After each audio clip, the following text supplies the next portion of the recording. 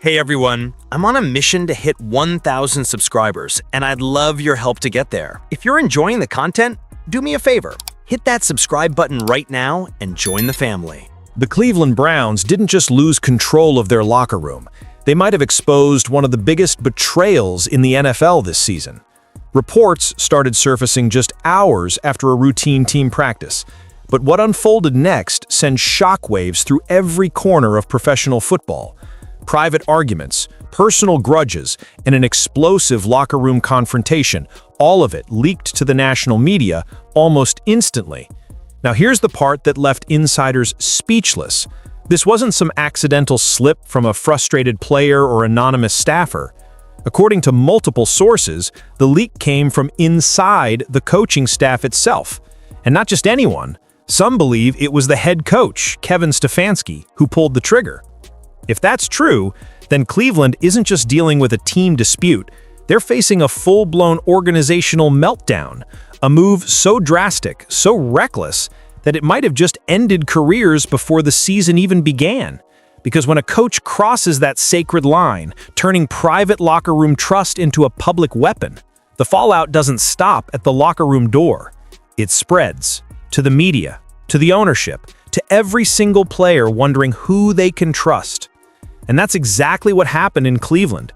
But how did a simple practice session spiral into one of the most chaotic scandals the franchise has ever faced? How did a coach allegedly decide to leak his own team's dirty laundry? And most importantly, why? Let's rewind to where this all began, the practice that changed everything. It started like any other afternoon at training camp. Blue skies, routine drills, the smell of turf and sweat hanging in the air. But beneath the surface, something's off. Players felt it. Coaches sensed it. Even the reporters on the sidelines noticed the energy. Sharp, uneasy, almost electric. Quarterback Dillon Gabriel couldn't find his rhythm. Timing routes were off, passes mistimed, frustration mounting with every incompletion. From the sideline, Shedeur watched closely, helmet off, arms crossed, and according to multiple witnesses, his patience was wearing thin. Then came the moment everyone's been talking about. As Gabriel missed yet another timing route, Sanders reportedly made an audible comment, quiet enough not to sound confrontational, but loud enough for everyone to hear. Something about execution, something about why this keeps happening. And that's when the temperature in the building started to rise. Teammates looked around, sensing where this was headed. Coaches noticed the tension, but made the fatal mistake. They kept practice going. No intervention, no reset, no cooling down. Just more drills, more pressure, more boiling frustration. By the time the whistle blew, the damage was already done. When the team returned to the locker room, it all exploded. Voices raised, accusations flying, players caught between their quarterbacks, veterans trying to calm things down. The scene turned chaotic fast, one wrong word away from a physical confrontation. And while no punches were thrown, the emotional blow landed hard. Teammates walked out in silence. Some refused eye contact, others stormed off. The trust that held the locker room together cracked in real time. For the coaching staff, this should have been an internal problem, something handled quietly, with discipline and unity. Standard NFL protocol. But what happened next didn't follow protocol at all, because less than 2 hours later, every single detail of that locker room meltdown was in the hands of national reporters. Not just a summary, not just whispers. Exact quotes, specific arguments, identical timelines. Someone on the inside wanted this story out, fast. And when the truth surfaced, it didn't just expose a fight, it revealed a full-blown betrayal. 90 minutes, that's all it took. Just 90 minutes after the shouting in the locker room ended, every major sports network in America had the same story, same timeline, same quotes, same anonymous sources. That's not a coincidence, that's coordination. Reporters who don't usually talk to each other were suddenly posting identical details, word for word. Something was off, and league executives noticed immediately. This wasn't some random rumor spreading through group chats or player DMs. This was a precision strike, a leak launched with intent. And according to several insiders, all signs pointed in one direction: the coaching staff. More specifically, head coach Kevin Stefanski. Now, let's be clear, nobody's admitting anything on the record, but multiple team sources claim the fingerprints were unmistakable. The leak was too detailed, too clean, too organized. It didn't sound like gossip. It sounded like a script. So why would an NFL head coach risk everything, his career, his locker room, his reputation, just to expose his own team? Because this wasn't about a practice fight, it was about power. For months, tension had been building behind closed doors. Ownership wanted Shedeur to start, a high-profile name, a media magnet, the next big brand. But Stefanski and his staff believed Dillon Gabriel was the better quarterback. Disciplined, steady, more reliable for their system. Every meeting, every report, every preseason evaluation ignored. The coaching staff's authority was slipping away, and Stefanski, a man known for control, was running out of options. So when tempers flared and the locker room nearly exploded, he saw an opportunity. According to team insiders, Stefanski allegedly authorized the leak not as a mistake, but as a statement. He wanted to show the world, and more importantly owner Jimmy Haslam, that this team was spiraling because of interference from the top. It was a gamble, plain and simple.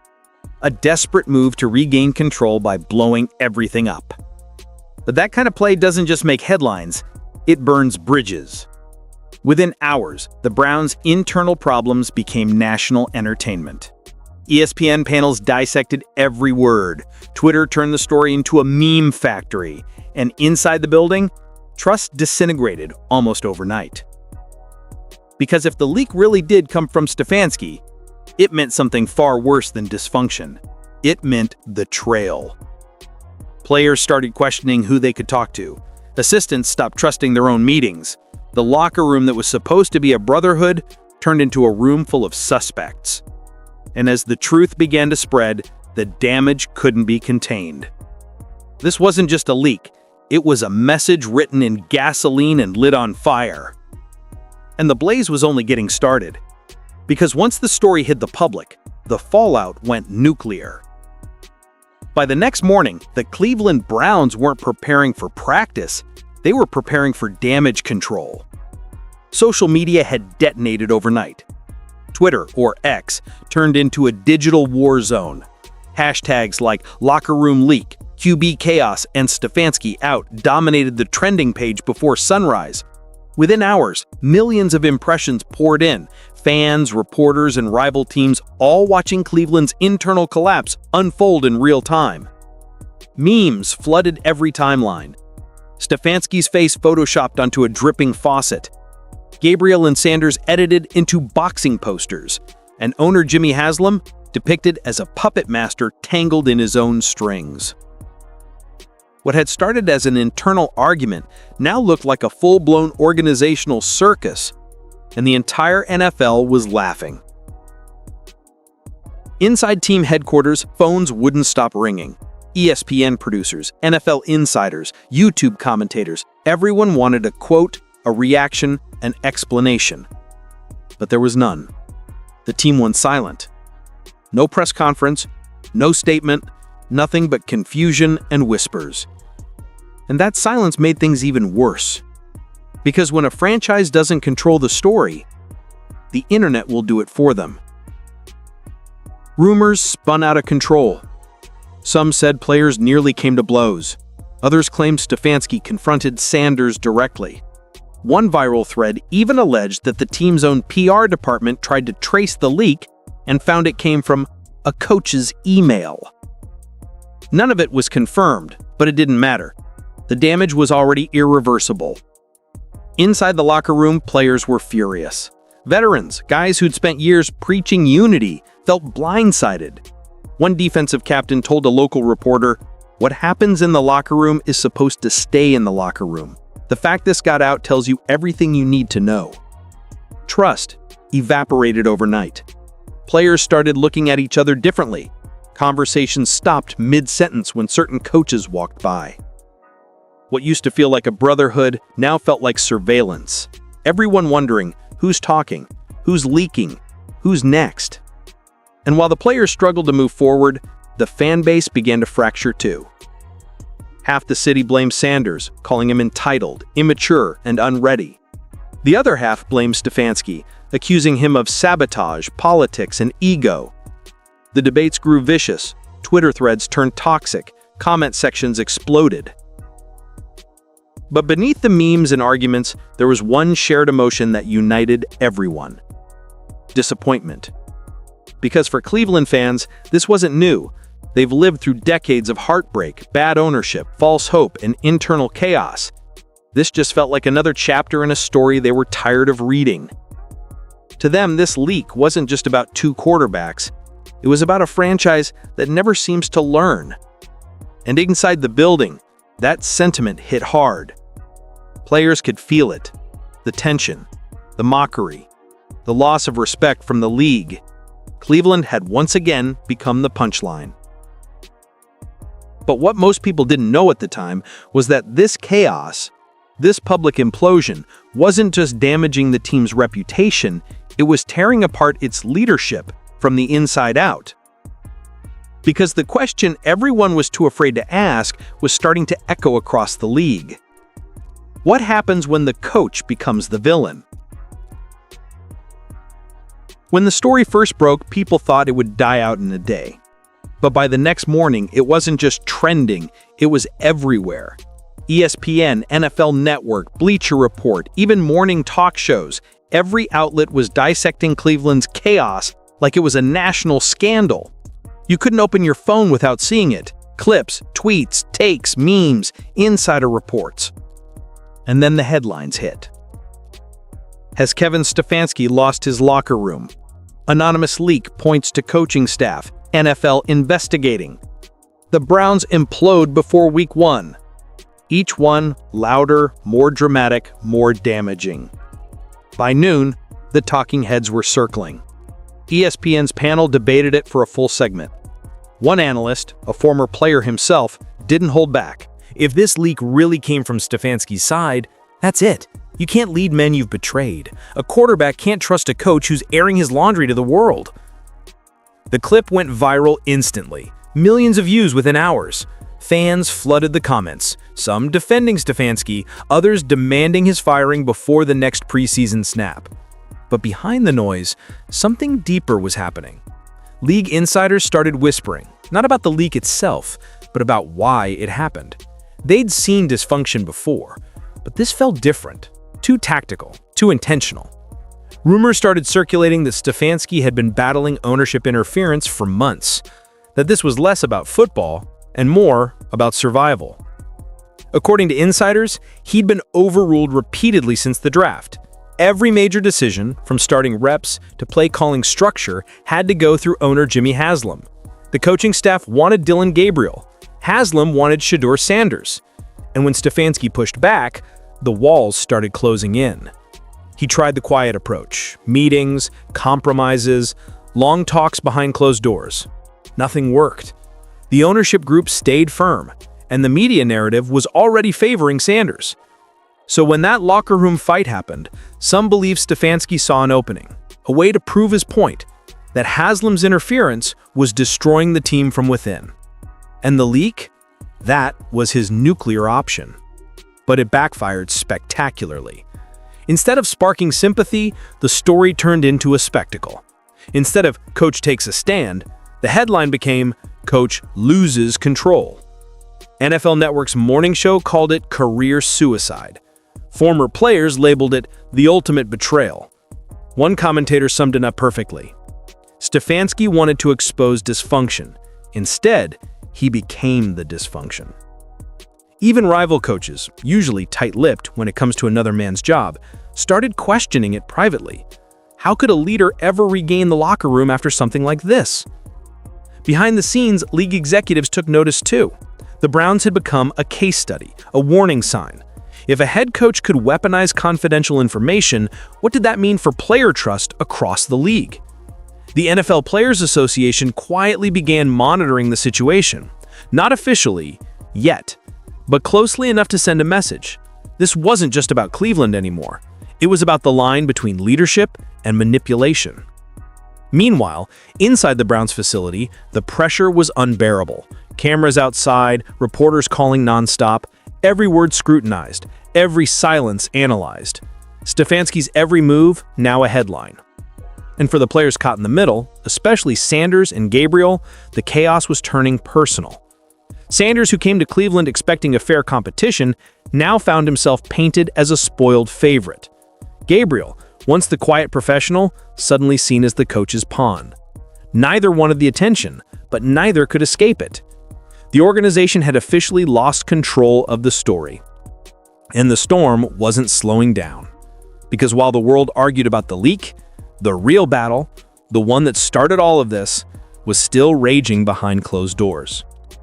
To understand how the Browns reached this breaking point, you have to look beyond the headlines. Because this wasn't just a locker room issue. This was a civil war, brewing quietly between the coaching staff and ownership for months. It all started the night the Browns drafted Shedeur Sanders.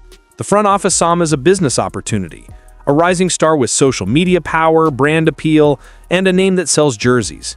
Jimmy Haslam, the team's owner, reportedly viewed Sanders as the future face of the franchise, the next marketable quarterback who could bring national spotlight to Cleveland. But for the coaching staff, led by Kevin Stefanski, the excitement was muted. They already had their guy, Dillon Gabriel, a technician, a grinder. Not flashy, not loud, just consistent. The kind of quarterback who spends nights watching film instead of posting online. The coaching staff saw Gabriel as the player who fit their system, the one they could trust to run their offense cleanly and efficiently. From the start, those two visions clashed. Ownership wanted buzz. The coaches wanted control. Haslam reportedly pushed for media appearances, more reps for Sanders, even suggested offensive tweaks to highlight his style. Stefanski resisted, firmly. His focus was on competition, discipline, structure. But each time he said no, the tension grew. Meetings turned cold, emails went unanswered. By midsummer, the communication between the front office and coaching staff had almost completely broken down. Behind the scenes, players could feel it too. The energy during practice shifted. It wasn't just about football anymore. It was politics, power, positioning. Stefanski tried to play diplomat. He scheduled private sit-downs with Haslam, proposed compromises, a rotating QB plan, shared media strategy, even personnel meetings to realign priorities. Each proposal was either dismissed or ignored. One insider described it bluntly. Stefanski wasn't coaching a team anymore. He was surviving a power struggle. By the time training camp began, the damage was done. Stefanski's authority was paper-thin. Haslam's presence loomed over every decision. Assistants whispered about job security. Players were caught in the crossfire. And then came that practice. The tension that had been building for months finally burst. Two quarterbacks competing for control, a locker room divided by loyalty, and a head coach staring at a situation spiraling completely out of his hands. That's when, according to multiple sources, the idea of the leak first surfaced. For Stefanski, it wasn't about revenge, it was about leverage. If he couldn't convince ownership privately, maybe he could force their hand publicly, expose the dysfunction, show the world how bad things had gotten, make it impossible for Haslam to keep ignoring him. It was a desperate play. And on paper, it made sense. But in practice, it detonated everything. Because when the story hit the media, it didn't just expose Haslam's interference, it exposed Stefanski's betrayal. Now both sides were bleeding. Ownership furious, coaching staff paranoid, and a locker room caught between two leaders who'd stopped trusting each other months ago. The Browns weren't just losing control, they'd lost their identity. For decades, Cleveland fans believed in rebuilding, in culture, in leadership, in stability. But this was chaos at the highest level. And as the ownership-coaching war spiraled further out of control, the ones paying the price weren't the executives. They were the players. especially the two men at the center of it all, Shedeur Sanders and Dillon Gabriel. While the headline screamed chaos and betrayal, inside the locker room, two young quarterbacks were living their own private nightmare. For Shedeur Sanders, Cleveland was supposed to be a fresh start, a chance to prove he could play on the biggest stage, to silence critics who said he was more celebrity than quarterback. When he first arrived, he spoke about work ethic, humility, and competition. He wanted to earn everything. But the moment he stepped into that facility, the atmosphere was already poisoned. There were whispers that he was the owner's pick, that he hadn't earned his spot, that the coaching staff didn't really want him. He could feel the tension every time he threw a pass, eyes watching, judgments forming, teammates quietly choosing sides. And when the leak dropped, everything changed. Overnight, Sanders wasn't just fighting for a job, he was fighting for his reputation. The narrative flipped against him instantly. Fans called him entitled. Analysts said he was a distraction. Commentators blamed him for the chaos, labeling him the reason Stefanski lost control. He scrolled through social media and saw himself turned into a meme, a symbol of dysfunction, not potential. For a player trying to build a legacy, that kind of noise cuts deep. Behind the scenes, sources said Shedeur was crushed. One person close to him described it like this: Shedeur came to Cleveland to compete, to prove he could play on the biggest stage, to silence critics who said he was more celebrity than quarterback. Now he feels like he's stuck in somebody else's war. He didn't leak anything. He didn't start the fight, but somehow he was at the center of all of it, the face of a controversy he didn't create. Meanwhile, Dillon Gabriel found himself in an equally impossible position, but for very different reasons. For months, the coaching staff had quietly backed him. He was the system quarterback, the dependable one, the guy who did everything right. He studied film late, he knew every read, every protection call, but when the leak came out, that trust became a curse. Suddenly, people started asking if he was part of Stefanski's plan, if he benefited from the betrayal, if his rise came at Sanders' expense. Inside the locker room, some teammates began to look at him differently. What used to be respect now felt like suspicion. Gabriel could feel the distance growing, small things like conversations ending when he walked in, or players choosing to sit somewhere else. It wasn't personal, it was survival. Nobody wanted to get caught in the wrong camp. For both quarterbacks, every throw in practice now carried invisible weight. One mistake meant headlines. One comment could spark another round of speculation. The atmosphere was toxic. Two talented players trapped in a situation where performance didn't matter as much as perception. And the saddest part, they both deserved better. Sanders' arm talent was real, the kind of effortless velocity that turns broken plays into highlight reels. His accuracy down deep in the field was undeniable. He had the poise, the confidence, the charisma, everything you want in a franchise quarterback. And Gabriel, he was the technician, disciplined, precise, the kind of player who thrives under structure. In another world, the two could have pushed each other, elevated each other, built something special. But not here. Not in Cleveland. Because in Cleveland, the fight wasn't about football anymore. It was about politics, power, and narrative. And the two quarterbacks had become pawns in a game they never agreed to play. Behind closed doors, sources said Shedeur began questioning everything. Whether this was the right place for him, whether he could ever trust this organization again. Whispers started to spread that his camp was quietly exploring options, checking the temperature around the league, seeing if another team might take a chance. Nothing official, but enough to get people talking. And if those rumors are true, the Browns may have just done the unthinkable, alienated a generational talent before his first real snap. Meanwhile, Dillon Gabriel kept his head down, focused on preparation, trying to block out the noise. But deep down, he knew the truth. This wasn't a competition anymore. It was survival in a crumbling system. Both quarterbacks came to Cleveland to build their futures. Now they're just trying not to get buried by the past. The leak didn't just divide the quarterbacks. It shattered the entire foundation of the franchise. Inside the Browns facility, every conversation felt colder. Players who once joked together now avoided eye contact. Coaches spoke in whispers, The locker room, once sacred, had become a place of suspicion. Veterans demanded answers. Who leaked it? Who approved it? Who could be trusted? But no one spoke up. Everyone pointed fingers in silence.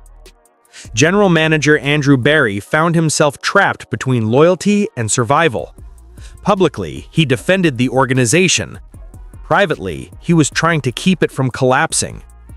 Every move he made felt like walking through fire.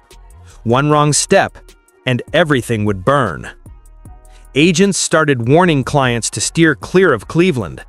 Free agents hesitated to sign. Even rival teams noticed the instability, using it as leverage, circling like sharks in the water. And the worst part? The season hadn't even started yet. This wasn't just a bad week, it was an unraveling, a slow-motion collapse that showed how fragile trust really is. Because once it breaks at the top, it spreads everywhere.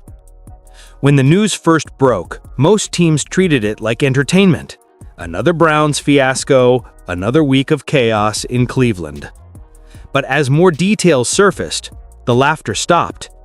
What began as gossip quickly turned into something bigger. A case study in what happens when leadership collapses from within. Across the league, coaches and front office executives started having uncomfortable conversations behind closed doors. They weren't asking what happened. They were asking how it happened. How did private locker room arguments, sealed team meetings, and exact quotes end up in national headlines within hours? How did the line between strategy and sabotage vanish overnight? For the NFL Players Association, the situation raised serious alarms. If a coach could weaponize confidential locker room information, what did that mean for player privacy across the league? Representatives quietly reached out to team officials, gathering details, monitoring for potential violations. No public statement, just quiet vigilance. Behind the scenes, several franchises began tightening their own internal protocols. Fewer phones in meetings, restricted media access, new confidentiality clauses for staff. The Browns had unintentionally triggered a league-wide reset on how trust is handled. Even veteran coaches, men who'd spent decades in the league, admitted privately that the Stefanski situation scared them. If a head coach can't protect his players, nobody can, one longtime assistant reportedly said. Meanwhile, public perception shifted fast. What once looked like drama now felt like betrayal. Fans began demanding accountability, not just in Cleveland, but across the sport. They wanted transparency. They wanted integrity. They wanted proof that their teams weren't just protecting wins, but the people behind them. And for the Browns, that scrutiny was brutal. Every press conference turned into a cross-examination. Every statement dissected, doubted, replayed. Even other organizations, quietly relieved it wasn't them, started to distance themselves from Cleveland altogether. The NFL thrives on competition, but it also depends on an unspoken code: trust inside the walls. Once that code breaks, no amount of PR can fix it. Cleveland had become the cautionary tale, the example every other team would whisper about during training camp. The message was clear: if it can happen there, it can happen anywhere. Cleveland has seen heartbreak before, more times than any fan base deserves. The city's football story has always been written in pain: blown leads, broken promises, rebuilds that never end. But this time felt different. This wasn't about losing games. This was about losing faith. When the news of the leak spread, it wasn't just another headline for Browns fans. It was a gut punch. They'd spent the offseason believing this might finally be the year. A loaded defense, a confident coaching staff, a pair of young quarterbacks ready to compete. For a brief moment, there was hope. Then it all fell apart, not because of talent, not because of injuries, but because of betrayal. On talk radio, fans' voices cracked with frustration. One lifelong season ticket holder said it best: "We can handle losing. We've done that our whole lives. What we can't handle is watching this team destroy itself from the inside." Twitter turned into a battlefield of opinions. Some fans defended Stefanski, saying he was forced into an impossible situation by meddling ownership. Others called for his immediate firing, saying no coach should ever leak private team business. And then there were those who blamed Haslam, the one constant through every failed era, every reset, every disappointment. The split was vicious. Entire online communities of Browns fans started fracturing. People who used to celebrate together now arguing like enemies. It wasn't just about football anymore. It was about loyalty, identity, pride. Downtown, the mood was heavy. Local bars that usually buzzed with preseason optimism felt quieter, like the air had gone out of the room. Jerseys that once symbolized hope now felt like reminders of dysfunction. Even players felt it, the energy in the stands shifting from excitement to exhaustion. Because Cleveland fans aren't casual, they're generational. They live this team, they pass it down. Fathers to sons, mothers to daughters. And when that team betrays them, it's personal. Every time they turned on the TV, they saw their city mocked again.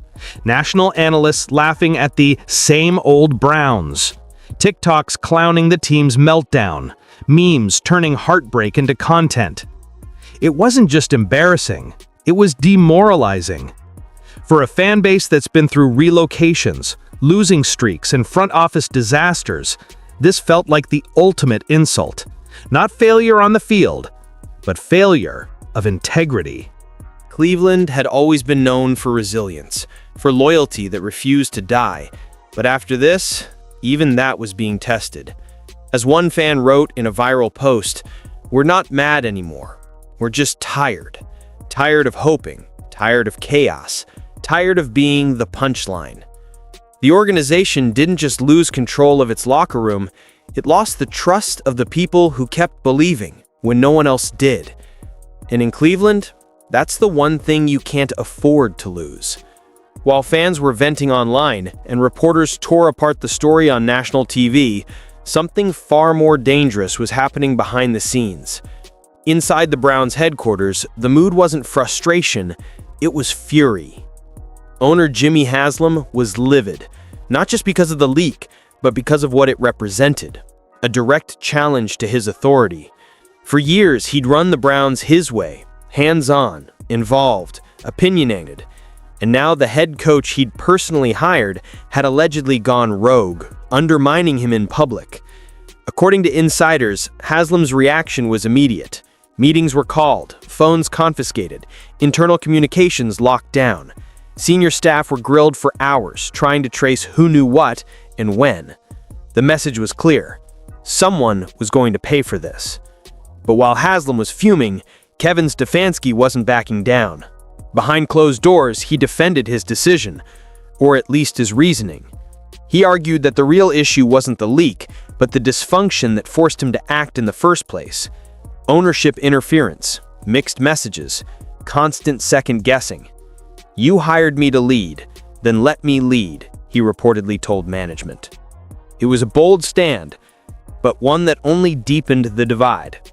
Haslam saw it as defiance. Stefanski saw it as survival. And in the middle of it all stood general manager Andrew Berry, the man caught between two fires. Berry had spent months trying to keep both sides calm, balancing Haslam's demands for visibility with Stefanski's need for autonomy. But now the bridge was burning from both ends. Every time he defended the coach, he risked angering the owner. Every time he sided with ownership, he lost credibility with the locker room. Insiders say Berry looked exhausted, barely sleeping, juggling calls from agents, league executives, and players who were losing faith in the system. One source described the environment bluntly: it wasn't football anymore, it was politics, and everyone was scared to make the next move.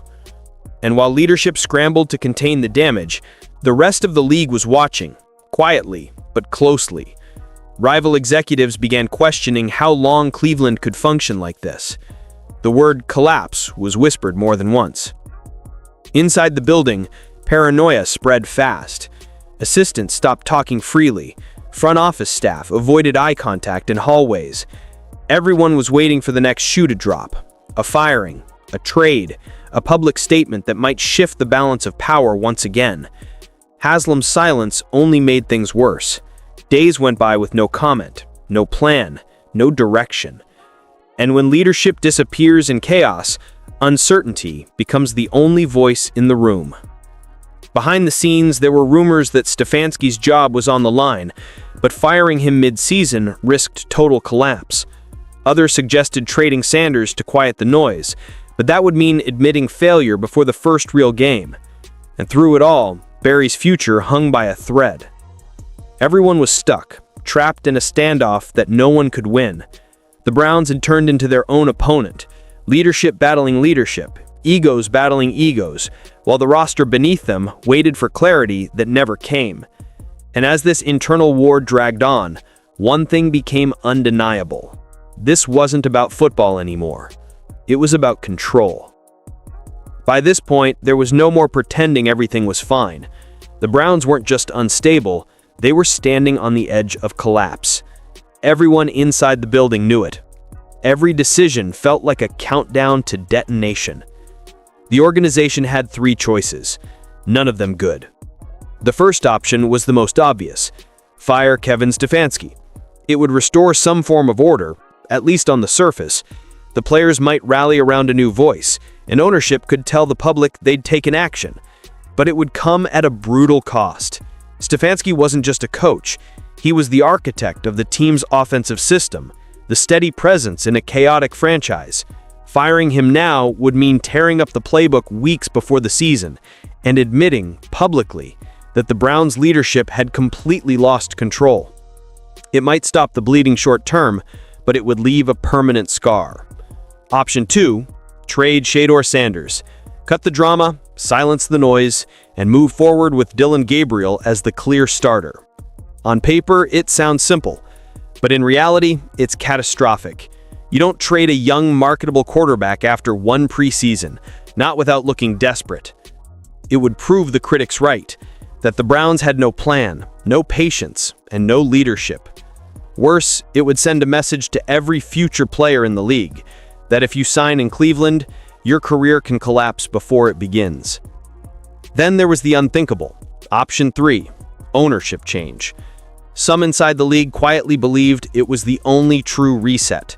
If Jimmy Haslam sold the team or stepped back from day-to-day control, the Browns might finally rebuild their reputation from the top down. But Haslam wasn't going anywhere, not after being publicly challenged, not after decades of personal investment. For him, this wasn't just business anymore. It was pride. So the Browns were stuck. 3 paths, 3 disasters.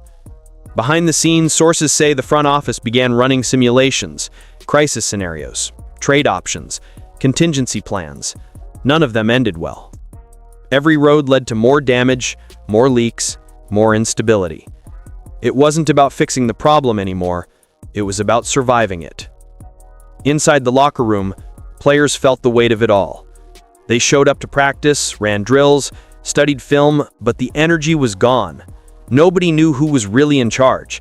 Every glance from a coach, every rumor from the media, every silence from ownership chipped away at the last fragments of belief. For years, Cleveland had been trying to build a new identity. Structure, discipline, unity.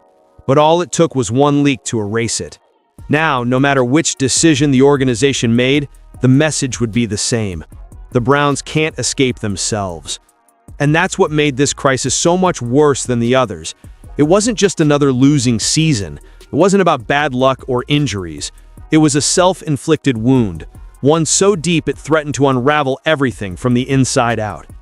Because whether they fired Stefanski, traded Sanders, or clung to the status quo, the damage was already done. The players knew it, the league knew it, the fans knew it. The Browns weren't fighting to win games anymore. They were fighting to keep what little credibility they had left. What happened in Cleveland wasn't just another sports scandal. It was a mirror, reflecting everything that can go wrong when leadership forgets what it means to lead. Because the truth is, the Browns' collapse didn't start with one argument or one leak. It started with something far quieter, a slow erosion of trust, a coach trying to prove a point, an owner refusing to listen, a front office caught in the middle, too afraid to pick a side. Over time, that silence became poison, and by the time anyone realized it, the infection had already spread through the entire organization. The NFL is built on power.